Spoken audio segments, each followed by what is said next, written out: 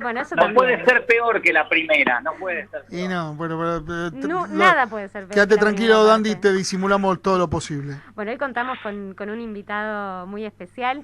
Él es Julián Bersavsky, es licenciado en Ciencias de la Comunicación de la Universidad de Buenos Aires. Ha publicado más de 600 crónicas en medios como Página 12, National Geographic, Anfibia, Brando, Lonely Planet. Es autor del libro Japón desde una cápsula, que lo mencionamos al principio del programa, y coautor de Corea, dos caras extremas de una misma nación. Dirige el taller de crónica, Viajar para contarla, y bueno, lleva más de 25 años ingeniándoselas para viajar de polizón gracias a su profesión. Es también fotógrafo y documentalista.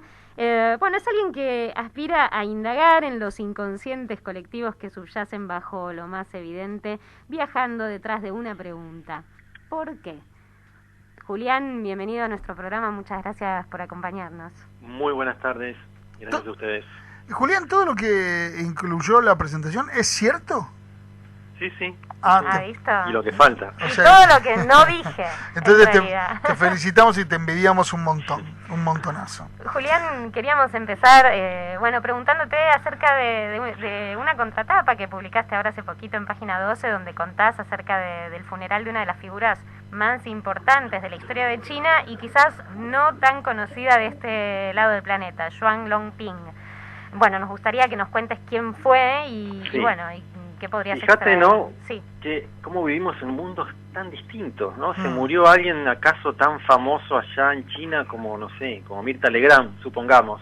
A nosotros no nos suena ni de nombre. Un parangón, digamos, gastronómico, decimos. Sí, no sé, claro, sí, también, porque ella come, no cocina, pero... Claro, almorzando con Mirta. Pero allá, digamos, generó que decenas de miles de personas salían a la calle en su entierro, su velorio, y acá no nos suena ni de lejos. No, para nada.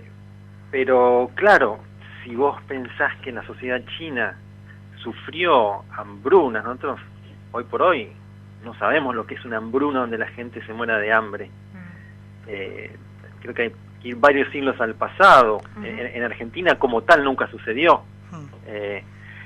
Si durante 10.000 años un pueblo estuvo acechado por las hambrunas, resultado, por ejemplo, de que viene una conquista mongola, de una guerra, de una sequía o de una inundación, vaya si es importante que se terminaran para siempre las hambrunas, ¿no? Porque son millones de personas muriendo de hambre y otras cuantas millones sufriendo y habiendo sobrevivido. Entonces, este personaje que fue el que descubrió el arroz híbrido justamente después de vivenciar la última hambruna que tuvo China, que fue entre 1959 y 1963, resultado de una movilización hacia el campo que hizo Mao, que quiso industrializar de manera veloz el país y hacer unas grandes obras de ingeniería, desacomodando fuertemente la economía, fracasó, sumado a una gran sequía también, y hubo una hambruna. Él vio gente muerta de hambre y dijo: yo voy a dedicar en tanto agrónomo todas mis energías para conseguir aumentar el rinde del arroz. Entonces se dedicó a recorrer China buscando un arroz más potente, que creciera más, y lo, hizo un híbrido, lo injertó en la planta más común, y rápidamente logró aumentar en 30% la producción, lo cual finalmente generó que todos los chinos comieran a partir de entonces y hasta ahora, ¿no? Y eso fue valorado por la población desde ya. Julián, reflexiona en lo que vos estás diciendo, que tiene que haber habido, por supuesto, una hambruna generalizada en una población tan extendida. Es un recuerdo difícil de borrar, a pesar de que de pronto se interpongan entre ella y el presente, el momento del fallecimiento de Yuan Longping, tal vez hasta 2 generaciones. Pero los testimonios revelaban que el individuo chino actual recordaba, casi como grabado a fuego en su mente, el relato de sus antecesores de esa hambruna. Sí. Entonces yo te quiero preguntar si el recuerdo del hambre define de alguna manera la relación con la comida, a partir de lo que vos analizaste. Sí, por un lado, esta es una sociedad donde hay una concepción más cíclica del tiempo y que tiene que ver justamente con el campo de arroz, porque la vida alrededor del campo de arroz es cíclica. En cada estación cambia la función productiva, el sembrado, el cosechado, el almacenaje, el cuidado, ¿no?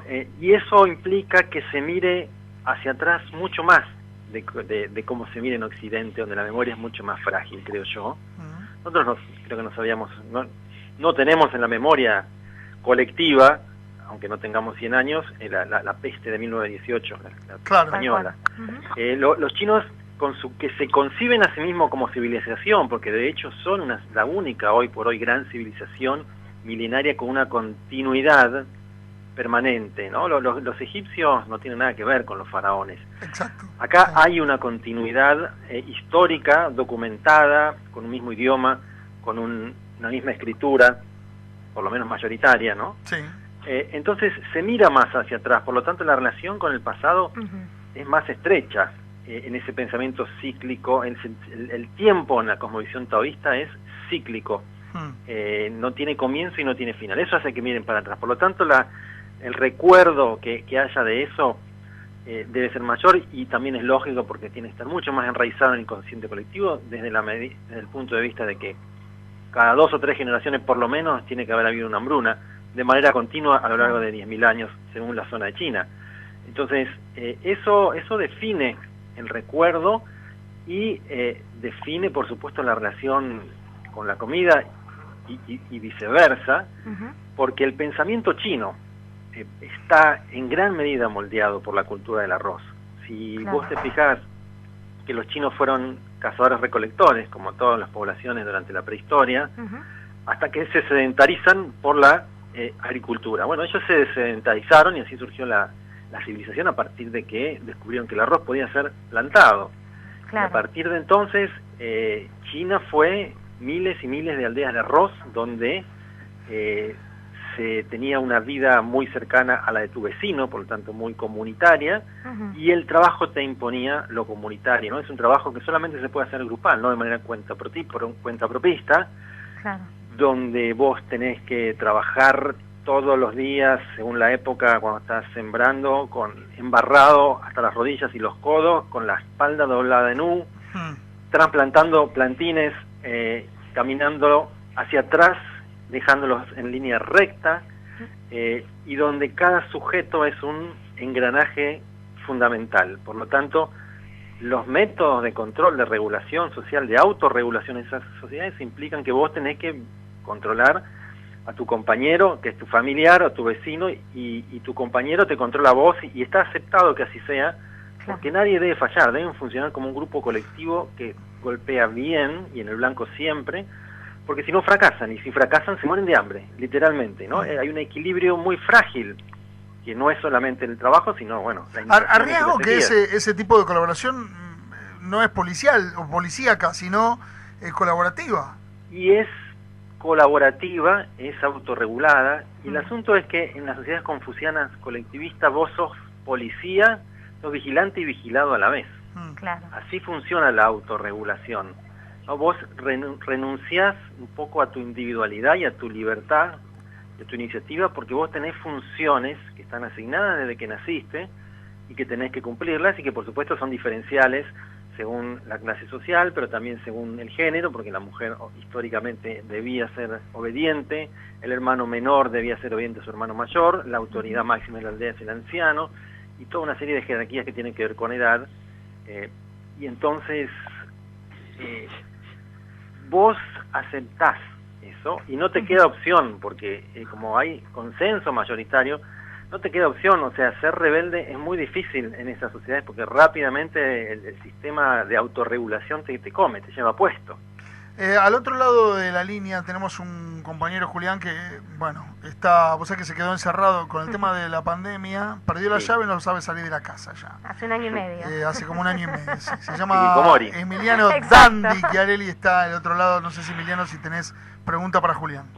Sí, yo leía alguna crónica de Julián, ya no sobre China, sino sobre Japón, y quería preguntarle, a priori parece una sociedad en este sentido diferente de la China, de la que él escribía. Él nos cuenta de Japón, estuvo un rato largo en Japón, escribió un libro sobre Japón, habla de la sexualidad y de cierto comercio, ¿no? alguien que compra el tampón usado, la bombacha usada.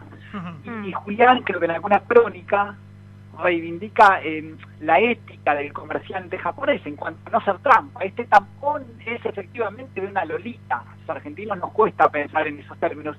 Pero digo, toda esta descripción, cuando veo el Japón que nos muestra Julián, veo esa ética, pero es una ética en la que no existe el otro, ¿no? Prescinde del otro. Eso me impresionó de su postal de la sociedad japonesa. Repítame, por favor, los que están en el estudio, la Sí. pregunta final. No escuché del todo bien. ¿No existe el otro? Algo así quiso preguntar en función de tus crónicas a partir de reivindicar la honestidad del comerciante japonés. Por el de ética. la... Sí. Claro, que en el momento de ofrecer al cliente o al potencial cliente el producto, Sí. y al mismo Tampón tiempo usado. esta cuestión de que los productos ofrecidos son efectivamente en esas situaciones de mercaderías tan extrañas como ropa interior usada o inclusive, y que parecería ser que hay una prescindencia de la persona de la cual provienen, esa prescindencia del otro. Sí. No, sé yo si- digo, ¿cómo es pensar cuando veo todo el Japón? Sí. Veo esa ética individual, pero en términos sociales veo una ética que prescinde del otro, personas encerradas verdaderamente, no como yo, sobre sí mismas. La ética japonesa en lo que hace al tema de comercio, ¿no? Y todo eso. Pasa que me hiciste una pregunta de un comercio muy singular. Sí, Pero en Japón, por ejemplo, vos no podés perder cosas, porque las cosas te vuelven. ah, Vos perdés la billetera y es altamente probable que la recuperes. Es más, a mí me pasó en un bus que me fui a Osaka y me quedó en el asiento cuando me bajé. Y yo, muy tranquilo, estaba seguro que la iba a recuperar y fui a la oficina del bus, llamaron al chofer, se fijó, sí, acá está, y a la media hora me llegó, incluso en una bolsita, obviamente no nos faltaba nada. Hay una ética que está marcada por la ética samurái, ¿no?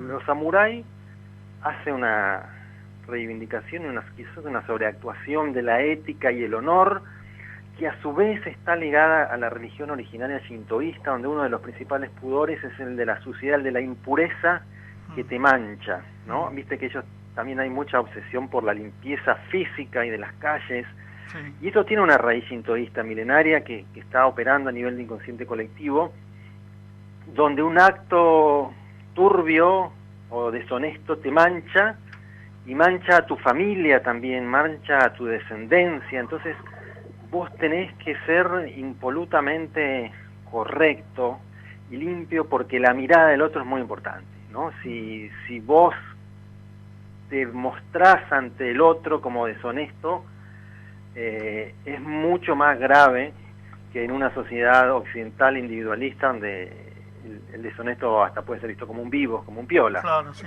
Entonces tiene raíces muy profundas, y hay un enraizamiento, creo yo, como hablábamos antes, de el sentido del deber que viene de ese rigor confuciano, ¿no? Vos tenés interiorizado el deber. Tu deber es ser bueno, ser honesto, ser limpio.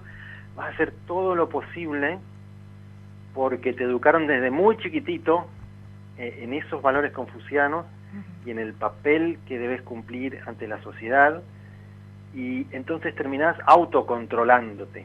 Entonces hay una menor tendencia, supongamos, a la estafa, porque existe la corrupción en la política y también vas a encontrar policías condenados por tráfico de menores, etcétera.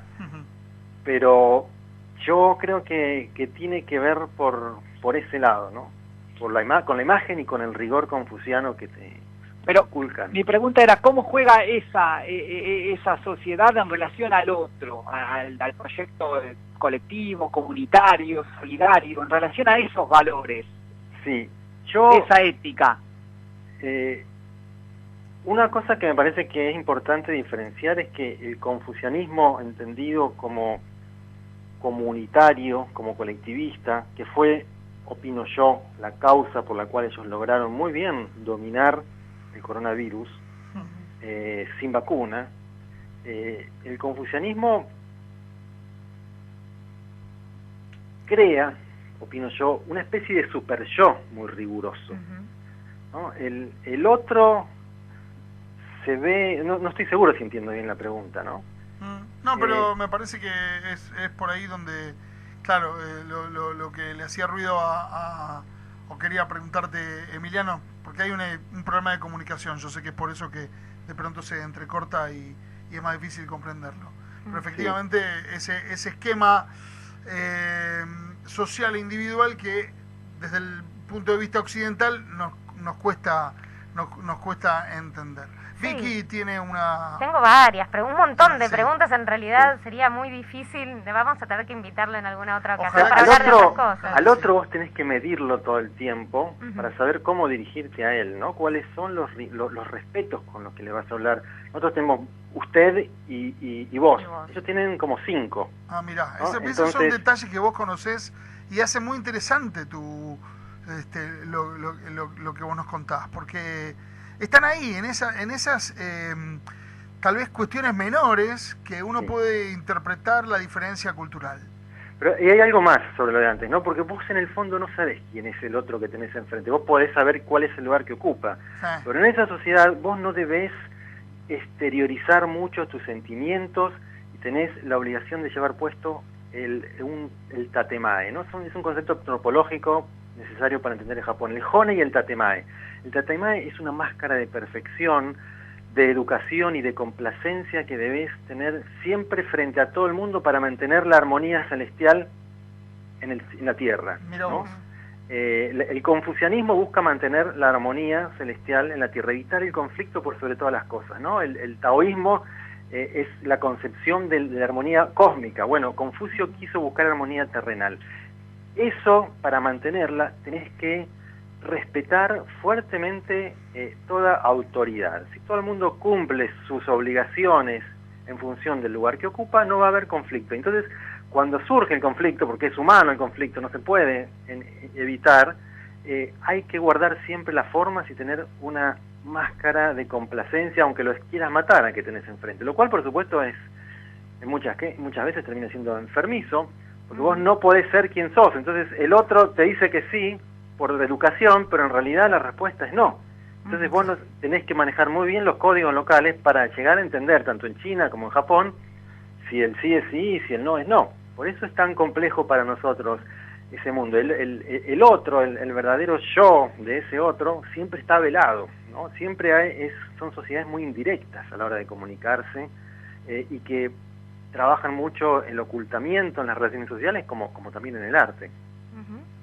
Estamos hablando con Julián Barsavsky. Él es un estudioso, entre tantas otras cosas, del este de Asia, de su pensamiento, de su historia, de las relaciones que hay entre, digamos, con la tecnología, conceptos antropológicos fundamentales, ¿no? Que estamos acá aprovechando que lo tenemos con nosotros para nutrirnos un poco de todo esto que él sabe.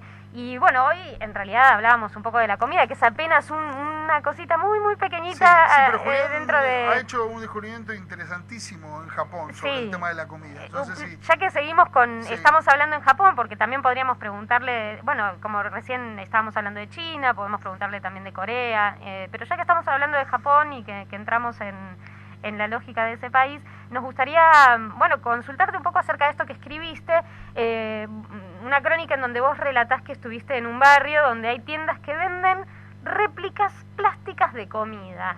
¿Qué fue lo que te llamó la atención? O sea, porque realmente es muy llamativo. ¿Qué fue lo que más te llamó la atención de todo eso? ¿Y qué puedo indagar de eso, no? Bueno, bueno, ¿cuál es el origen de eso?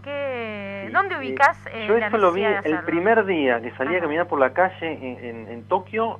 Veo una tienda de esas como de comida, toda llena de comidas. De lejos parecía comida, me acerco y bueno, rápidamente me di cuenta que no eran comidas, que eran réplicas plásticas de la comida. Impresionante. Al principio no entendía, después me di cuenta. ellos tienen la costumbre de que el menú se exhibe afuera en una vitrina y de manera plástica.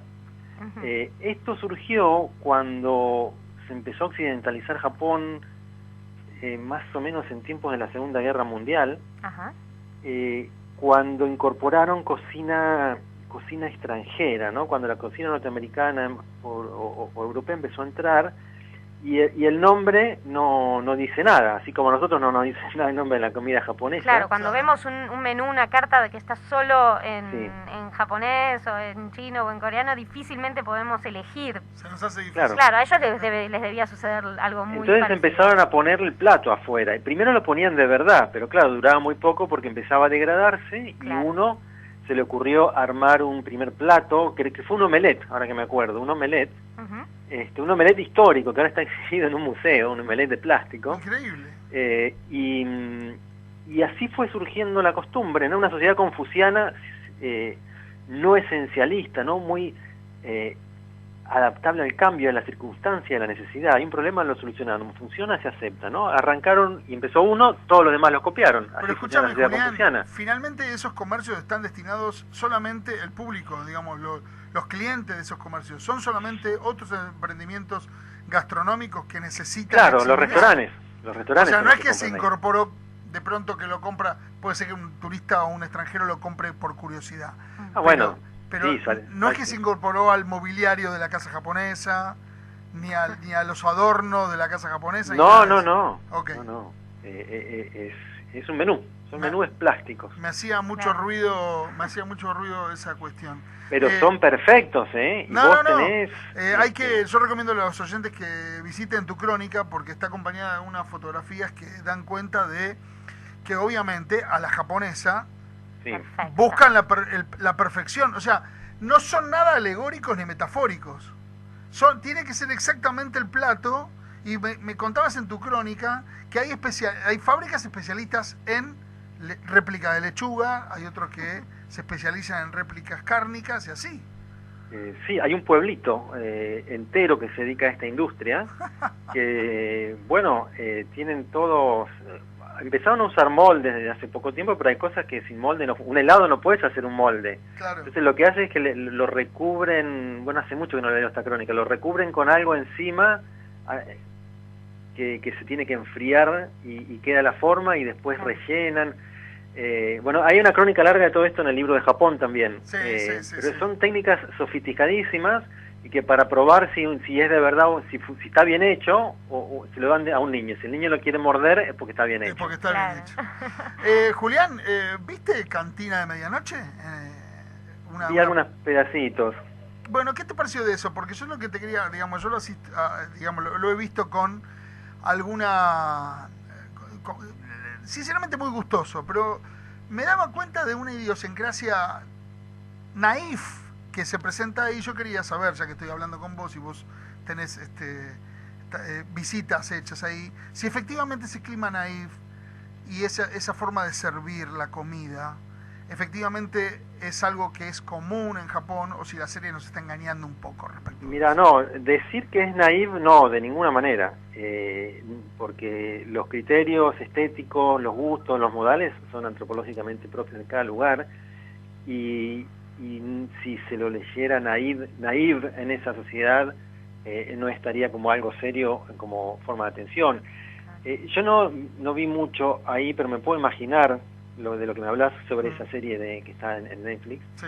Y me estás hablando seguramente del omotenashi. El omotenashi es toda una gestualidad, a nuestros ojos muy servil, no solo a nuestros ojos, y que está pensada, acaso como una ciencia, acaso como un arte, para complacer lo máximo posible al cliente, a punto tal de adelantarse a sus deseos. Yo, por ejemplo, en el Hotel Cápsula, uno de los hoteles cápsulas que dormí en Nagasaki, el Hotel Cápsula es el alojamiento más barato que hay en Japón, ¿no? El más barato de todos, y había, cuando vos llegaste tenés que sacarte los zapatos antes de entrar y meterlos en un locker, y después entregás la llave en la recepción y te dan otra llave para otro locker más grande. A veces varía un poco el sistema, y en ese de Nagasaki era distinto, y yo a veces me perdía, me daban las dos llaves y yo no sabía cuál era cuál. A la segunda vez que yo volví, el empleado me veía en la vereda, sin haber entrado todavía, había un mostrador muy largo. Él daba toda la vuelta el mostrador corriendo para venir a abrirme el locker porque sabía que yo me confundía las llaves. En el hotel más barato de Japón. Y te puedo dar muchos ejemplos así, ¿no? El tema del servilismo, creo yo, también servilismo desde nuestro punto de vista, ¿no? Porque si no es etnocéntrico. Pero todo esto viene del mundo del periodo Edo, que es la última etapa del último shogunato, desde 1603 a 1858, en donde ya no había guerras realmente, ¿no? Japón estaba unificado y pacificado, y los samuráis no había guerras, siendo guerras burócratas. Internas, no había guerras internas en el No, pequeñas. Y entonces el samurái se convirtió en un burócrata que controlaba a los comerciantes y que eran una casta muy superior y a quien vos debías rendirle mucha pleitesía y ser extremadamente respetuoso porque él tenía derecho a sacar la espada y cortarte la cabeza. Sí, ni más ni menos. Entonces, toda esa gestualidad que a nosotros nos parece servil quedó de un mundo que no es tan lejano, porque ese mundo feudal, según los parámetros europeos, aunque no correspondan, terminó mucho después que nuestro feudalismo, donde estaba mucho más marcado esa cosa del siervo, los vasallos y los señores feudales. Ahí duró hasta 1858, ayer nomás en términos históricos. Y toda esa ritualidad que también está en la geisha, y que era muy idealizada, está presente en esa sociedad como algo que está naturalizado, que no necesariamente es exceso de servilidad. Entiendo. Dandy, ¿hay alguna pregunta más para Julián? Sí, yo le quería preguntar, él trabaja en una crónica, Las Dos Coreas. Yo quisiera salir de las dos Coreas y pensar en Corea del Sur y pensar en Japón. No quiero un análisis sociológico, por supuesto que sí, pero digo, las postales, ¿qué ve él en relación a esas dos sociedades? Por un lado, las dos plenamente capitalistas, por un lado la japonesa, esa idea imperial de historia, y la coreana que representa, digamos, el modelo de desarrollo de los últimos 50 años. Siempre se está pensando en Corea, eventualmente en Taiwán, para pensar cómo salir del subdesarrollo. ¿Qué cosas le llamaron la atención cuando ve una y otra sociedad? Cuando veo Japón y Corea del Sur. Corea, sí. Mirá, me llevaste, me parece, un poquito al terreno económico, lo cual me gusta. El modelo es el tigre asiático, claramente, y que es el que inventó Japón, y que después lo copió Corea, y que después lo está copiando China, y que también lo ha copiado Taiwán. Yo estuve en todos esos países varias veces. Es un modelo que toma el capitalismo, pero es que el capitalismo no es solamente, digamos, que una tecnología productiva. El capitalismo es algo mucho que excede lo meramente instrumental y es una cultura también, y por lo tanto está marcada por cada cultura local. Según Max Weber, la razón por la cual el capitalismo surgió en ciertos sectores de Europa, como Inglaterra y Alemania, es porque era la parte protestante que hacía un culto a la ética, al trabajo como indicio de salvación. Entonces vos tienes que trabajar mucho y acumular, ¿no? Y no gastar en cosas mundanas. Bueno, la cultura también, la cultura local modificó el capitalismo del este de Asia. Raro sería que fuese idéntico, raro sería, y le aplicó justamente el confucianismo, ¿no? Por lo tanto, esa garra, ese rigor colectivista, ¿no? No hay nada más individualista en el occidente que la idea del capitalismo. Bueno, allá hay un capitalismo colectivista, no en un sentido comunista, ¿no? Sino en un sentido de garra, de obediencia y de actuar como grupo. Y eso permitió perfeccionarlo en el sentido de que hicieron un capitalismo mucho más productivo, que se desarrolló después de la Segunda Guerra Mundial mucho más rápido que lo había hecho en Europa, y que, por ejemplo, tomaron la cadena de montaje, digamos, fordista y taylorista, el toyotismo la mejoró y la aceleró, por darte un ejemplo, ¿no? Entonces, es un capitalismo distinto y que, marcado por lo cultural, pero también por lo económico, se desarrolló de una manera distinta, ya que tuvo una fuerte presencia del Estado, dirigiendo el desarrollo económico, invirtiendo tanto en infraestructura como en educación, y además no fue para nada ni liberal ni librecambista, sino que fue violentamente proteccionista, hasta el punto que en Corea del Sur, uno de los países más capitalistas del mundo, con 7 bases norteamericanas, hace unas décadas vos podías ir preso en Corea del Sur, no en Corea del Norte, preso por tener cigarrillos norteamericanos, porque significa que se gastaron dólares en importar cigarrillos que se podían haber fabricado en Corea del Sur. Sí, todo un símbolo eso. Sí, sí.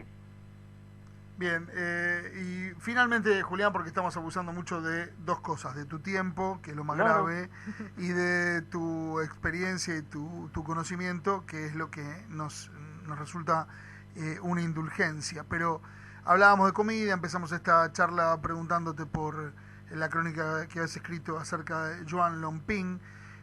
Tenés muchos viajes al este de Asia. ¿Cómo empezó tu relación con el arroz? ¿Y cuál es tu relación con el arroz? El cereal más cultivado del mundo, ¿no?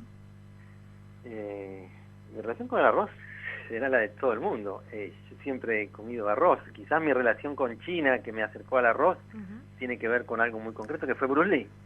Yo miraba las películas de Bruce Lee. Así surgió mi acercamiento a la cultura asiática de muy chico, y empecé a estudiar karate y también Jackie Chan, y después fue variando, y las películas de Zhang Yimou, el chino, el que hizo Héroe, y Bernardo Bertolucci con El Último Emperador. Con El Último Emperador, ¿no? Sí.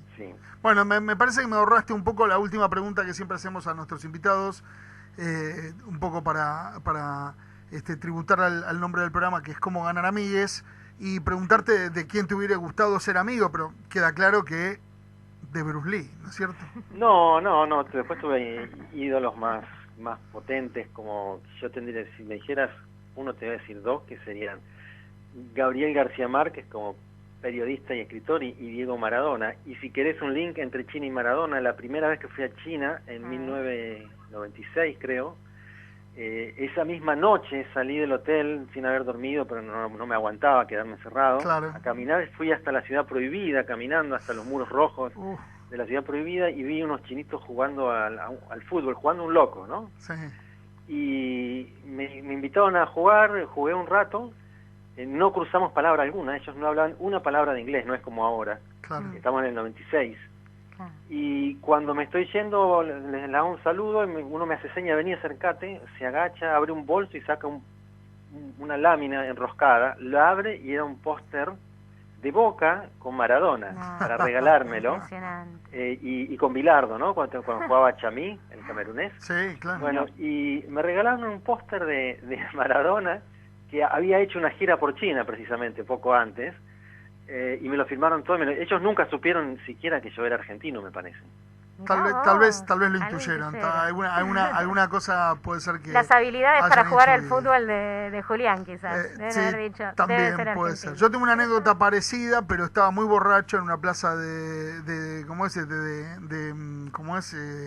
norte de España, y quise sumarme a un juego de pelota con unos chicos. Ajá. Y pasé mucha vergüenza. Por supuesto no me regalaron ningún póster, Julián, así que sentite muy a gusto con esa red. Y otra vez en China casi fui violentamente agredido. Yo había conocido en el póster a un argentino que era muy futbolero. Fuimos a un bar a ver un partido de Barcelona con no sé quién, con un equipo inglés.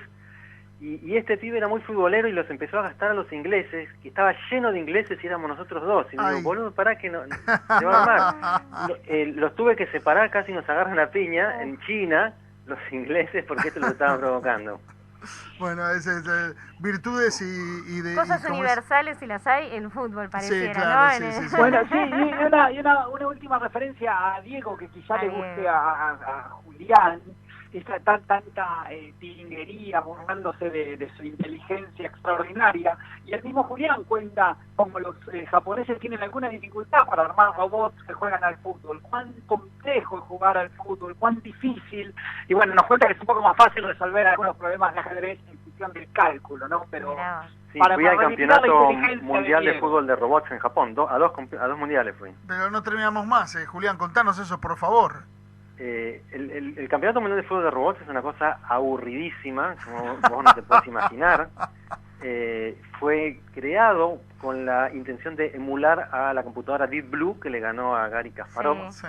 la computadora IBM, pero es mucho más fácil jugar al ajedrez que jugar al fútbol. Tienes que ser mucho más inteligente, porque hay miles y miles de procesamientos que tienes que hacer a mucha velocidad, con muchas variables juntas, y no es tanto una cuestión de hardware, porque los robots van caminan, pero no logran mantener el equilibrio, se caen de nada, dan pasitos de robot lentísimos. Afortunadamente, déjame decirte.